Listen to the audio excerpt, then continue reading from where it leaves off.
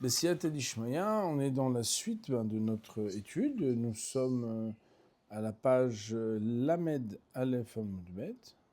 Et nous allons prendre maintenant la Mishnah, donc Bait. Vous l'avez? Donc, la Mishnah nous dit Bait She'umale Perot.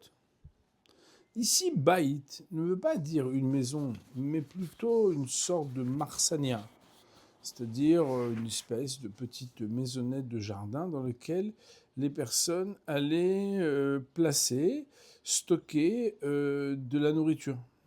Donc la problématique, elle est que d'un côté, quand c'est stocké, il n'y a pas une porte là-bas, c'était des parpaings qui étaient les uns au-dessus des autres et qui formaient comme une maisonnette de 4 points cardinaux pour bloquer, certainement protéger des rats et des bestiaux, etc. Et en même temps, les fruits sont à l'intérieur, mais ils ne sont pas à l'extérieur. Donc, Bait, cette maisonnette, Shou Maléperot, qui est pleine de fruits. Venifhat, le mot pahot veut dire moins. Nifrat, c'est participe passé du verbe qui est lié à moins, qui veut dire a été diminué. Autrement dit, il y a des pierres qui ont été enlevées et donc il y a une accessibilité qui a été rendue possible justement pendant Yom Tov. Alors là, est-ce qu'il aura le droit de prendre des fruits? Eh bien, la Mishnah nous dit Notel mimekom apehat.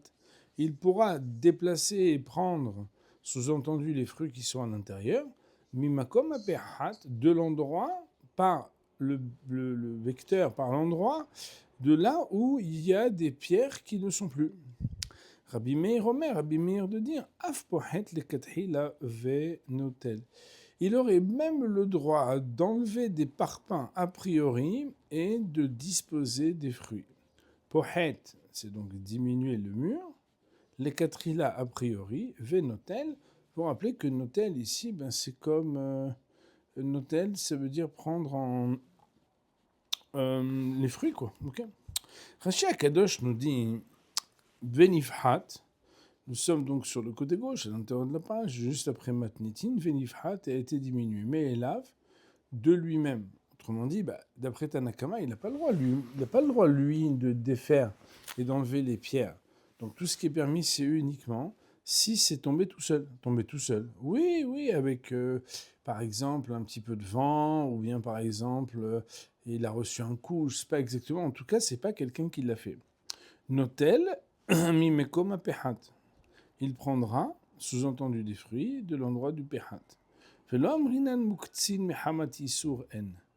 Et la Mishnah vient nous dire que nous ne dirons pas, donc vous voyez qu'il y a marqué Amri avec une apostrophe, ça veut dire Velo Amrinan, et nous ne dirons pas Muktsin Mehamat Isoen, qu'ils sont sous-entendu les fruits Muktse, du fait qu'ils étaient inaccessibles sans transgresser un interdit, puisque d'après le premier intervenant de la Mishnah, on n'a pas le droit de défaire et de descendre les pierres du mur pendant Yom Tov.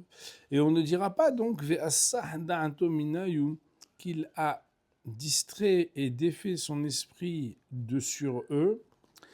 Pourquoi est-ce qu'on ne dira pas tout ça, virgule,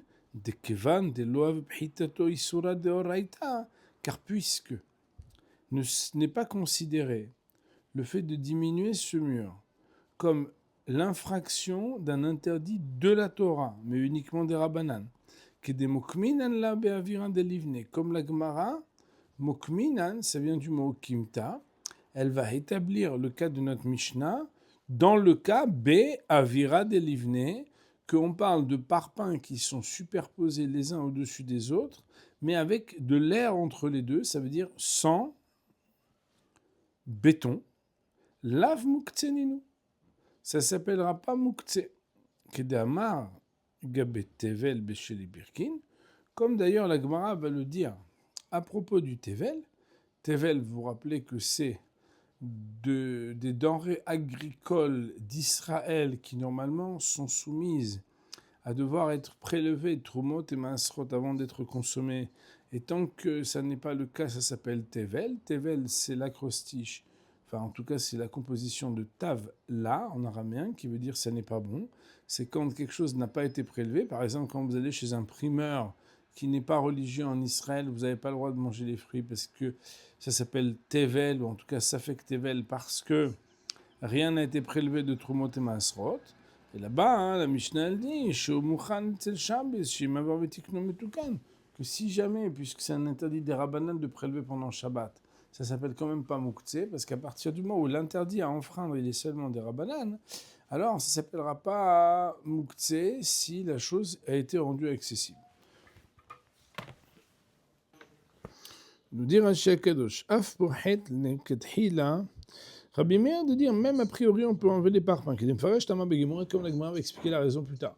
Donc vous vous rappelez que chaque fois que c'est marqué comme ça, c'est un peu plus compliqué que si c'était si simple en 3 mots. La Gemara nous dit Amaim ve'akasatar ahola. Et pourquoi? Voilà que ce faisant, il déconstruit une tente. De qui parle-t-il? Il parle de Rabbi Meir. Rabbi Meir vient et nous dit on a le droit d'enlever af poichet le katrile ve'notel. On a même le droit d'enlever des pierres. Il dit, c'est pas possible, on n'a pas le droit de faire ça. Pourtant, ça s'appelle sauter. Amar Rav Nachumi Barada Amar Shmuel. Rav Nachumi Barada, au nom de Shmuel, de dire, Be'avira de livne, on parle du cas, B, ça veut dire dans le cas où, Avira envoie l'air, livne, c'est une catégorie de pierres. Que c'est des pierres qui sont entourées par de l'air. Ça veut dire quoi? Rashi Akodosh nous dit, Be'avira de livne, vous l'avez? Il y a marqué Sidur shel avanim belotit. C'est des pierres ordonnées, mais sans titre. Le titre, c'est l'ancêtre du béton qu'on mettait entre les pierres pour les coller. C'est bon? Et alors, la Gemara veut nous dire que si Bémed, c'est Avira de Livne, que c'est des pierres sans béton, il n'y a pas de problème de boïne et besoïta. C'est là. La Gemara dit Ini, on a la troisième ligne de Gemoré qui commence par le mot Ini, comment? Ve'amar Rav Nachman. Et voici pourtant que Rav Nachman l'a dit. Ces pierres qui sont restées en plus lorsqu'elles étaient pour la construction, il est permis de les déplacer pendant le Shabbat. Pourquoi? Puisque elles sont habilitées à ce qu'on s'asseye dessus. Autrement dit, il y a des pierres qu'on avait des parpaings, on avait 803 parpaings. On avait besoin que de 800 parpaings, qui c'est un peu large. Il en reste 3. La Gemara a dit ceux qui sont restés les 3, tu as le droit de les passer pendant Shabbat. Pourquoi? Parce que tu peux t'asseoir dessus, parce que tu as besoin de rien d'autre. Donc ça vient de devenir des sièges ou des endroits que tu peux t'asseoir, comme des bancs publics. La Gemara, elle continue, elle dit, mais attention, là-bas, il y a un texte qui dit « Charginu » s'ils les avaient par contre empilés, sous-entendu, les mêmes parpaings qui étaient supplémentaires et non pas complémentaires. Il en avait fait un tas parce qu'il les a mis les uns au-dessus des autres. Vadayaktinu, c'est sûr que ça les aurait rendus mouktsé. Alors la Gemara, elle dit, je ne comprends pas. Si tu dis une chose pareille, ça veut donc dire que toi, t'expliques qu'à partir du moment où on les a juste entassés, empilés, sans béton, c'est pas interdit à cause de bonne binyan besoïter. Ok, c'est vrai. Mais il y a un autre problème, c'est un problème de mouktsé. Qu'est-ce que Rabbi Meir il fait avec ce problème de mouktsé? Ce à quoi la Gemara nous dit, Rab Zeira de répondre, de dire Beyom Tov Amu Avaloi Beshabos. C'est le Yom Tov qu'ils ont dit, mais pas le Shabbat. Rashi Akadosh nous dit Amar Rab Zeira Beyom Tov iti Reb Meir. Reb Meir, c'est Yom Tov qui l'a permis de défaire les parpaings qui sont construits les uns au-dessus des autres sans titre. Mais pourquoi? C'est interdit. Il dit Rashi, vous l'avez? Kevan demide rabbananu de asur, puisque c'est que d'ordre rabbinique que c'est interdit. Mishum simchat yom tov shari. Au nom de simchat yom tov, on peut lever certains interdits des rabbanon, parce que tu as besoin pour t'asseoir, pour discuter avec ta femme et tes enfants, pour rigoler. Le yom tov, chanter des chansons, un Dieu de livrer Torah et bien recevoir les invités parce que tu n'as plus des bancs. Tu vois bien que Yom Tov, on permet le Ochel Nefesh. Donc, si on permet le Ochel Nefesh, qui est là-bas des interdits même de la Torah, vadaï qu'on peut permettre des petites choses de Rabbonon. Avaloi Beshabos, mais ça ne sera pas permis pendant Shabbat. Pourquoi? Mishum Tiltul. À cause de, qu'est-ce qui s'appelle Moukse, de déplacer? Kerav Nachman, comme ce que Rav Nachman il va dire. Oh, oh, oh. Donc on voit qu'ici, Rab Zera il dit, c'est vrai ce que tu dis. Ça devrait être au moins interdit de Moukse. Mais Rab Zera il dit, il faut savoir que Rab Meir, lui, la raison pour laquelle il permet, c'est parce que tout ce qui a été dit qui c'est interdit de Moukse, c'est pendant Shabbos. Mais pendant Yom Tov, c'est permis. Tanya Namiachi, je reprends les mots de la Gemara qui commence par la ligne Tanya. Tanya Namiachi, il y a une braïta qui va dans le même sens et qui dit le point vrai, les guillemets Rabbi Meir, Omer Afouchet, les quatre ilav, et notel Beyom Tov Amrou, Avalo Beshabes. On cite les mots de la braïta qui elle-même mentionne Rabbi Meir de dire que tout ce qu'il a permis, c'est uniquement le Yom Tov, mais pas le Shabbat. Point. Jusqu'à présent, nous avons vu cette première partie de Gemara qui explique, premièrement, pourquoi d'après Rabbi Meir, il n'y a pas d'interdit de sauter. Deuxièmement, pourquoi d'après Rabbi Meir, il n'y a pas de problème de Mouktsé. La Gemara nous dit, Amar Shmuel, Shmuel de dire, Chotamot shebakarka, matir, avalo mafkia velo choter. Shebakeilim, matir ou mafkia vechoter. Echad beshabbat veechad beyom tov. Pour pouvoir traduire ce texte, je voudrais introduire un petit peu des choses importantes. Il faut savoir que comment on a traduit tout à l'heure, Michael, tu sais, le truc qui s'ouvre là pour ouvrir les portes. Les trappes. Il y a des trappes qui ouvrent des choses qui sont souterrains et il y a des trappes qui ouvrent des maisonnettes qui sont sur terrain. Souterrain, c'est des grottes, Ken, Borot, Shichin, Meharot, tous ces trucs-là. Et sur terrain, c'est des petites maisonnettes ou des trucs là que... Donc ça, c'est la première chose. Deuxième chose, alors juste, et ce qui est souterrain, c'est considéré comme quelque chose qui fait partie du sol. C'est la raison pour laquelle il y a un problème de bonnet de sauter, surtout ce qui est vraiment mechoubar le karka. Alors quelque chose qui est posé sur le karka, il n'a pas de problème de bonnet de sauter. Deuxième chose, c'est qu'il y a des verbes les uns qui sont différents des autres. Par exemple, on va voir que si c'était fermé avec des cordes, alors matir, c'est le contraire de koïchin, qui ne veut pas dire permettre, mais qui veut dire dénouer ou délier. Mafkia, c'est que quand il y avait des trappes, écoutez bien Rabotai, écoutez-moi bien, la trappe, elle a un côté qui s'attache pour fermer, et que quand on détache, on peut ouvrir. Mais il y a l'autre partie ici, que elle est attachée comme si c'était le socle de la trappe. Et ça, c'est un autre sujet, parce que là-bas, c'est comme les anneaux de la trappe. Et ça, c'était vrai que c'était fait en corde, mais c'était beaucoup plus important. Voyons maintenant que j'ai fait cette petite introduction linguistique et thématique, comment on peut traduire ici. La Gemara nous dit à Marshmuel, Chotamot shebakarka. Quand il y a des trappes qui ouvrent des parties qui sont souterraines, Matir, il aura le droit, c'est vrai, de défaire les nœuds pour ouvrir la trappe. Avalo mafkia, mais il ne pourra pas défaire les nœuds de la deuxième partie de la trappe qui attache la trappe au sol, pas seulement pour une ouverture, mais totalement. Velo choter, il aura encore moins le droit de couper la corde qui le rattache. Par contre, si on ne parle pas des chotamot chez Bakarka, mais c'est comme si ici on rappelait le mot chotamot, mais il est implicite parce qu'il est mis en facteur, si on disait chotamot chez Bakelim. C'est quoi chez Bakelim? C'est qu'en fait, Kelim, ça veut dire que c'est pas souterrain, mais sur terrain. Ça veut dire qu'il y a des petites armoires ou des petits objets qui sont au-dessus, et que là-bas, il a des trappes aussi. Matir ou mafkia vechoiter. Si pendant Yom Tov, il a besoin de qu'est-ce qu'il y a dans le contenu, il aura le droit et de défaire les nœuds, et de détacher la deuxième partie de la trappe, là, et aussi même de déchiqueter ou de casser, enfin de déchirer ou de couper. Et la Gemara, dans cette première manière de dire les choses, elle nous dit Echad Shabbat ve'echad Yom Tov. Echad ve'echad, c'est comme Bein ou Bein, aussi bien le Shabbat que le Yom Tov, il y a les mêmes permissions et restrictions qui sont citées ici. La Gemara nous dit, mais attends, il y a un truc qui ne va pas dans ton histoire. Pourquoi? Meitivé, on objecte. Quand on dit qu'on objecte, ça veut dire qu'on va objecter avec un deuxième texte qui ne dit pas la première chose que le premier. Sinon, ça ne fait pas une objection. C'est quoi l'objection? Chotamot shebakarka. Quand on parle de trappes qui vont ouvrir des souterrains. Souterrains, on ne parle pas des souterrains comme chez les voisins là-bas. Souterrain, ça veut dire comme une cave, quoi. une cave souterraine. Donc, Chotamot Shebakarka, il y a marqué, Beshabbat matir, avalo mafkia velo choter. Le Shabbat, on commence déjà par le circonstanciel de temps, alors que dans le texte précédent, on ne faisait pas de différence entre Shabbat et Yom Tov. On dirait que c'est la clé de la différence entre la Braïta et celle-ci. En tout cas, on voit que le Shabbat, matir, oui, mais l'omafkia velo choter. Yom Tov, alors que Yom Tov, matir ou mafkia velo choter.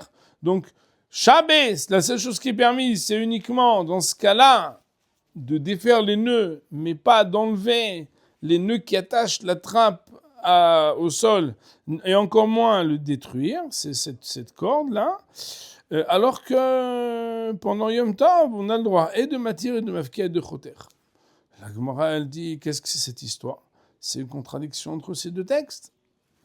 La Gemara, elle dit, Amani, c'est si, comme qui ça va, Mani, même Nun Yud, c'est comme si on avait contracté deux mots qui étaient man-i. Man qui s'écrit même Aleph Nun, hi, hey, yud, Aleph, en disant qui est l'auteur de ce texte. En disant qui est l'auteur de ce texte. Man-i, qui l'a dit cette parole? Rab Meir-i. Ce texte, c'est la Rabbi Meir's Braïse. Okay? C'est la Rabbi Meir Braïta. Okay? Parce que Rabbi Meir, dans notre Mishnah, de Amar, Af poichet le katrila venoten. Il a même dit qu'on a le droit d'enlever des parpaings les uns au-dessus des autres quand ils ne sont pas avec du titre pour pouvoir prendre les fruits. Ou pas liguer Rabbanan alain. Et les Chachamim ne sont pas d'accord avec lui. Ve'anan de Amre ke Rabbanan. Et moi, je dis, sous-entendu Shmuel qui parle, moi je tiens comme Rabbanan qui n'est pas d'accord avec Rabbi Meir. Regardons Rashi Akadosh sur cette partie. Rashi nous dit Chotamot, Parmdouris. Je ne sais pas qu'est-ce que ça veut dire, j'ai toujours pas amené ce livre. Chotamot, je peux karaka kegondalto de pitre borot, comme par exemple les portes des ouvertures de borot ou mehara, ça veut dire des creux, des cavernes, je sais pas comment ça, des grottes, ou asgurim bekishre chavalim qui sont fermés avec des nœuds de cordes.